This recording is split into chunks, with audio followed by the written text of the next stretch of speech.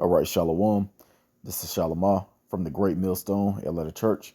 Before I get started in this lesson, I want to give all praises, honor, and glory to Yahweh, Bahashim, Yahweh Shah, Bahashim, Rakah, Wadash.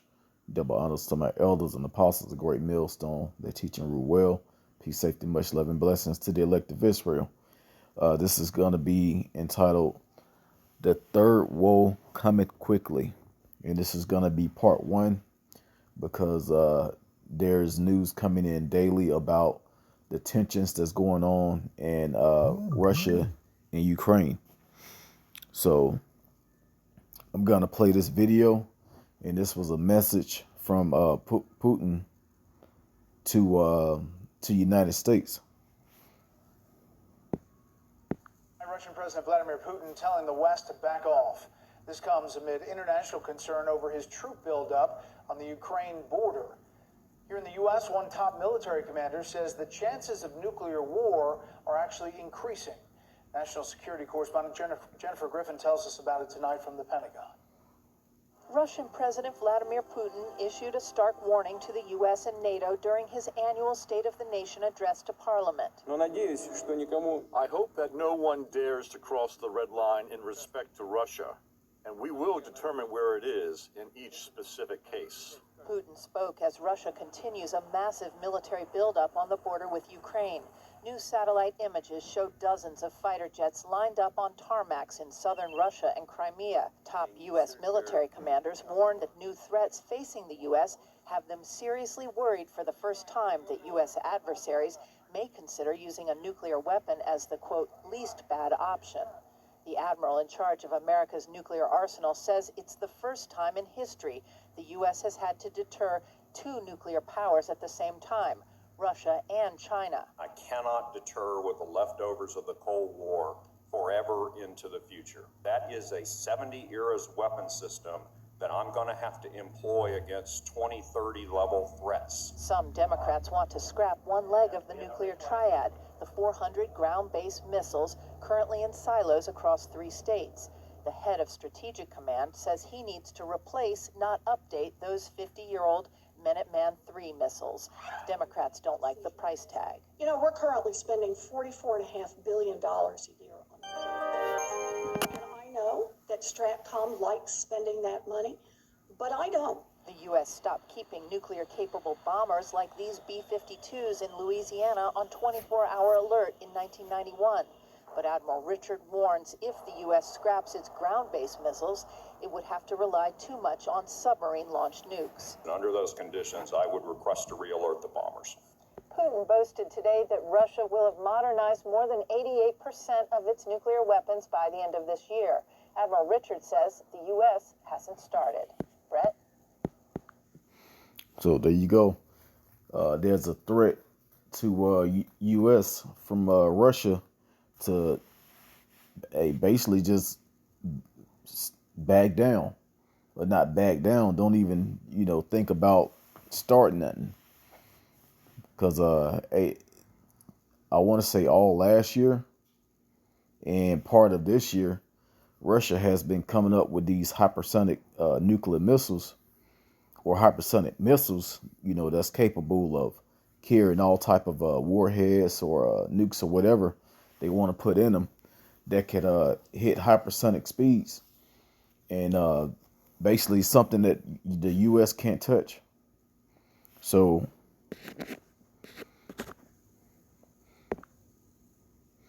I quoted this earlier, Revelations chapter 11 in verse 14 says the second war is past, and behold, the third war coming quickly.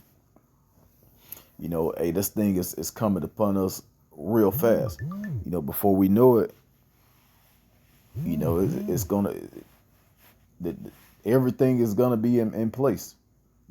All prophecies are gonna, pretty much come to pass, and it's gonna be a new beginning.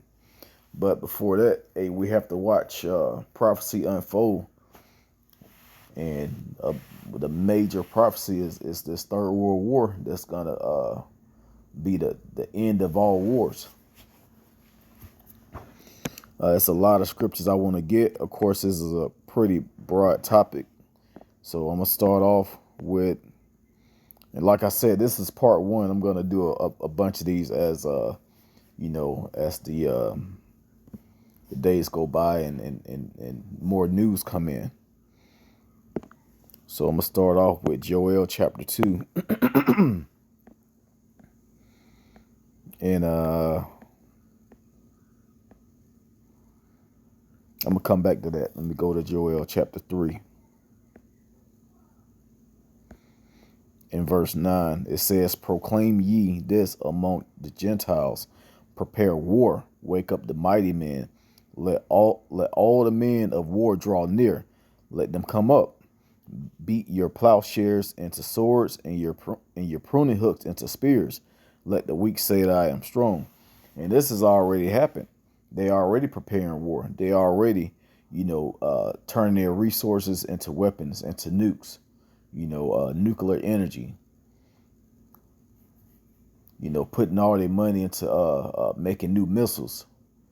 This has already happened. It says, "Assemble yourselves and come, all ye heathen, and gather yourselves together round about thither, cause thy mighty ones come down, O Lord." So you also have the state of Israel, the Israelis shooting missiles over in Syria. As a matter of fact, let me see if I still got it pulled up. Yeah, here's an article from today, this evening actually, where it says Israel says it strikes targets in Syria after missile attack. So Syria shot a missile over in Israel, and Israel retaliated. I'm not going to go too deep into this article because I haven't read all of it, but hey, this just happened today. So this whole thing is building up quick, and as you see, they said they never had to deal with two large countries with nuclear capability, which is China and Russia. So real soon, you're going to have North Korea. You already have Iran and Iraq, coming up against United States. And now it's going to be the allies. Everybody's going to hate this place because it has polluted the whole earth. I'm going to continue to read in Joel 3. It says, "Let the heathen be awakened and come up to the valley of Jehoshaphat," which is Yehoshaphat, meaning Yahweh Bashim Yahweh Shah's judgment. "For there will I sit to judge all the heathen round about. Put ye in the sickle, for the harvest is ripe. Come, get you down, and for the press is full. The fats overflow, for their wickedness is great." This place is pretty much known for wickedness and bloodshed.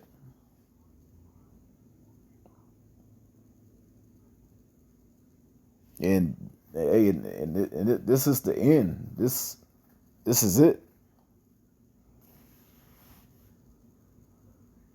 They already came up with a reason to microchip you people, starting with the jab, which is going to be associated with the microchip, which is the mark of the beast.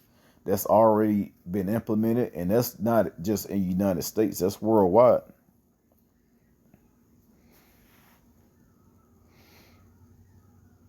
It's homosexuals have more rights than the average heterosexual male.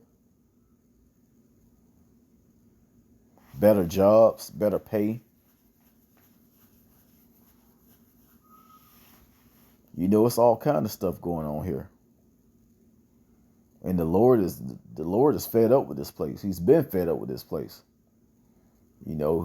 Everything was written by the Lord, how everything was going to happen. So, hey, this is the perfect time for this kingdom to come to an end. Let me jump real quick before I get into Joel 2 to Isaiah chapter 34. It says, I'm going to start from the top, 34:1. It says, come near, ye nations, to hear, and hearken, ye people, let the earth hear, and all that is therein, the world, and all the things that come forth of it. For the indignation of the Lord is upon all nations, and his fury upon all armies. He had utterly destroyed them. He had delivered them to the slaughter. So ultimately, all the armies are going to be destroyed. But America, the land over here, is going to be completely obliterated. And I'm going to get that.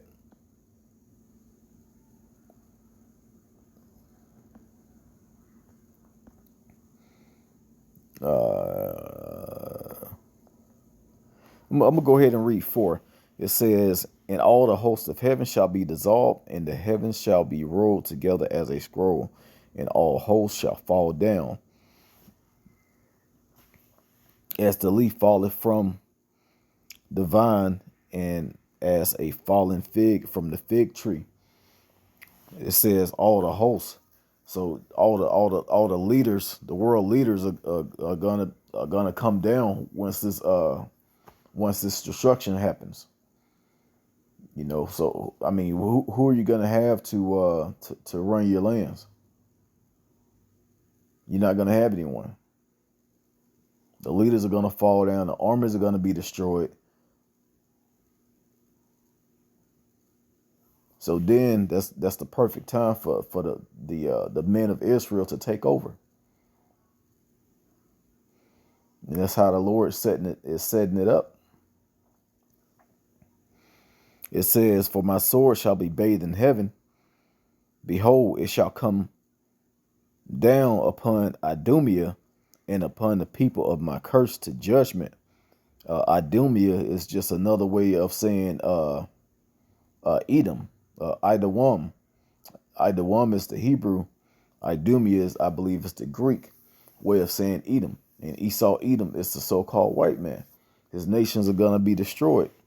But particularly that the land that is going to come down on is Babylon the Great, United States of America.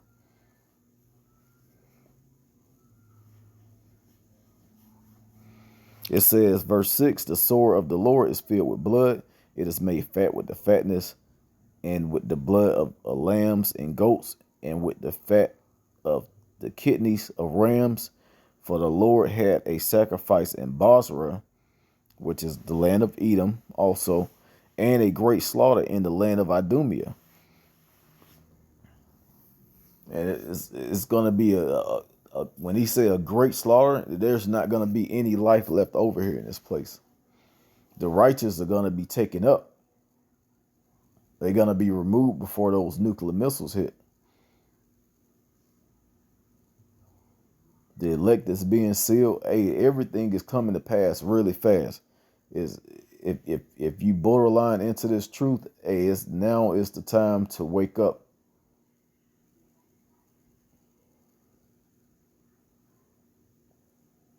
Now is the time to hearken unto Yahweh Bashim Yahweh Shah in these scriptures, in these commandments to the best of your ability. You do not want to be left behind and see what happens and actually feel the heat from those nukes. You're not just it's not gonna be a quick death. It's gonna be a slow, painful, burning death. I'm gonna go real quick to Joel. What did I just read? 3.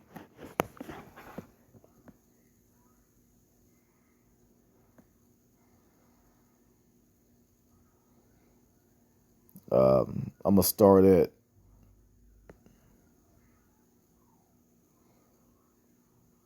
I start from the top, Joel chapter 2 and verse 1. It says, blow ye the trumpet in Zion and sound an alarm in my holy mountain. Let all the inhabitants of the land tremble, for the day of the Lord cometh, for it is nigh at hand. Hey, just what I was just saying. That day is coming quick. This is not the time to be messing around, to be, taking this thing as a joke. Verse 2 says, a day of darkness and of gloominess, a day of clouds and of thick darkness, as the morning spread upon the mountains, a great people and a strong there had not been ever the light, neither shall be any more after it, even to the years of many generations. A fire devoured before them, and behind them a flame burning. And the land is as the Garden of Eden before them. Hey, this is a beautiful place. It's as the Garden of Eden. But hey, it's going to be destroyed because of the way it was built. It was built on bloodshed. Before I read verse 3, real quick, Nahum chapter 3 and verse 1, it says, "Woe to the bloody city, it is full of lies and robbery, and the prey departed not." You know, hey, the people that's being preyed on over here is still over here. They're not leaving. It's like we're stuck over here. But it says, "Woe to the bloody city." Woe meaning destruction. Amos chapter 9 says that the Lord is going to destroy this place from off the face of the earth.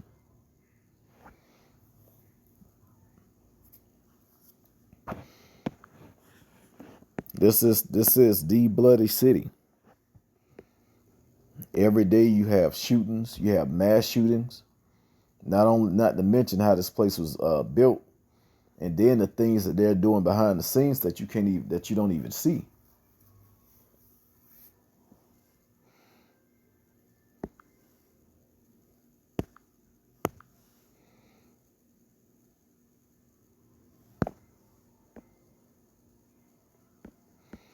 What I leave off at verse 4, it says, "The appearance of them is as the appearance of horses, and as horsemen, so shall they run." And it's talking about those nukes. Those nukes are the army of Yahweh Bashim Yahweh Shah.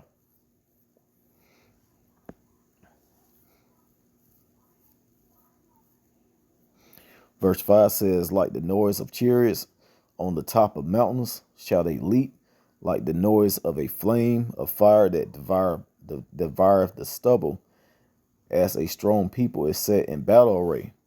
And it's talking about a people. Once again, it's talking about those missiles. It's going to destroy every hill and every mountain.